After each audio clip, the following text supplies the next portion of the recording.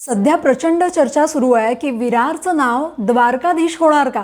मागच्या काही दिवसात विरार परिसरात जय द्वारकाधीश असे पिवळ्या निळ्या रंगाचे फ्लेक्स झळकायला लागले आणि त्यानंतर सोशल मीडियावरती काही व्हिडिओज आणि पोस्ट व्हायरल सुद्धा झाल्या, ज्यामध्ये विरारचं नाव बदलून द्वारकाधीश करावं अशी मागणी केल्या जात असल्याचा दावा केला जातोय.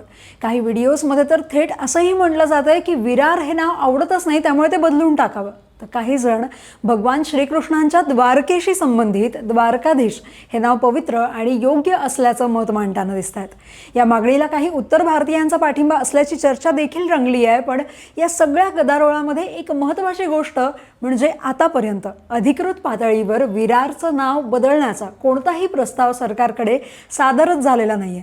मात्र या चर्चेनंतर विरारकर आणि मराठी भाषिकांमध्ये तीव्र संताप व्यक्त केला जातोय. विरार शहराचं नाव हे आगाशी गावाजवळ असलेल्या जुन्या बंदरावरून आलं असावं, जिथे पूर्वी पोर्तुगीजांनी जहाज बांधण्यासाठी लाकूड आणि इतर सामग्री मिळवली. विरार हे नाव त्यावेळच्या स्थानिक नावांशी संबंधित आहे, जे पोर्तुगीज काळातच विकसित झालं असं म्हटलं जातं. मग असं ऐतिहासिक आणि भौगोलिक ओळख असलेलं नाव बदलण्यामागचा नेमका अजेंडा काय, असा प्रश्न अनेक नागरिक विचारतात. आता विरारसाठी द्वारकाधीश हे नाव चर्चेत का आलं?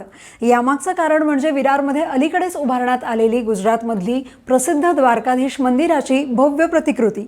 हे मंदिर आता एक धार्मिक आणि पर्यटन स्थळ म्हणून ओळख निर्माण करत आहे. म्हणजे एकंदरीतच सध्या हा विषय भावनिक वाटत असून या मागणीला मोठ्या प्रमाणावरती विरोध होत असला तरीही आता राजकीय आणि सामाजिक पातळीवरती हे तापण्याची शक्यताही व्यक्त केली जाते. बाकी तुमचं याविषयीचं मत कमेंट करून सांगा आणि लगावपत्तीला फॉलो करा.